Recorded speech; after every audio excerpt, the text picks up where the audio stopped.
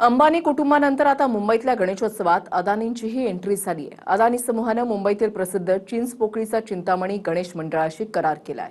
पाहूयात एक रिपोर्ट। अंबानींनंतर आता अदानींचीही मुंबईतल्या गणेशोत्सवात एंट्री झाली आहे। चिंचपोकळीचा चिंतामणी गणेश मंडळासोबत अदानी ग्रुपनं जाहिरात करार केलाय। चिंचपोकळीचा चिंतामणी मंडळ 107 वर्ष जुनं आहे। विशेष म्हणजे या करारानंतर 29 ऑगस्टला चिंतामणीच्या मिरवणुकीत अदानी देखील हजर राहण्याची शक्यता आहे। यंदा तिरुपती बालाजीच्या थीमवर चिंचपोकळीच्या चिंतामणीचा मंडप साकारण्यात येणार आहे। काही वर्षांपूर्वीच अनंत अंबानी मुंबईतील प्रसिद्ध लालबागच्या राजा मंडळाचे मानद सदस्य झाले।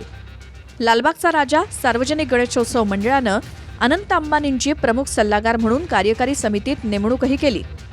आता अंबानींनंतर अदानी ग्रुपचा मुंबईतल्या गणेशोत्सव सोहळ्यात प्रवेश झालाय। मुंबईतील गणेशोत्सवाला दरवर्षी कॉर्पोरेट जगताकडनं मोठ्या प्रमाणावर आर्थिक पाठिंबा मिळत असतो। अदानी समूहाची देखील ही भागीदारी आता सर्वत्र चर्चेचा विषय बनली आहे। चिंचपोकळीचा चिंतामणी गणेशोत्सव हा जुन्या मुंबईच्या परंपरेशी जोडला गेलेला आहे। ज्यावेळी गिरणी कामगारांच्या वस्त्यांमध्ये गणेशोत्सव साजरा झाला तेव्हापासनं किंबहुना त्या आधीपासूनच मुंबईमध्ये चिंचपोकळीचा चिंतामणी गणेश मंडळाची ख्याती आहे।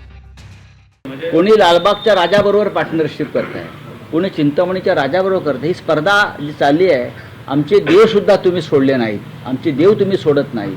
ही सगळी मैदानं ही एका विशिष्ट बिल्डरांच्या हातात दिली जात आहे। विशिष्ट बिल्डर, फडणवीसांच्या मर्जीतले बिल्डर। मुंबई विकायलाच काढली, विकली।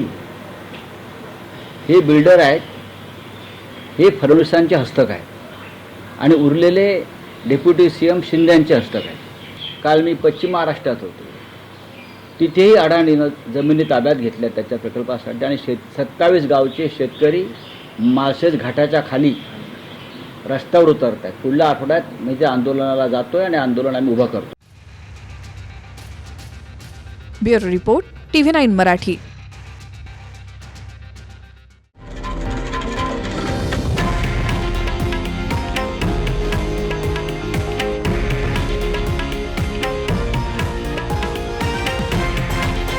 हे आहे देशातील नंबर 1 न्यूज नेटवर्क आणि आपण पाहत आहात TV9 मराठी, एकमेव।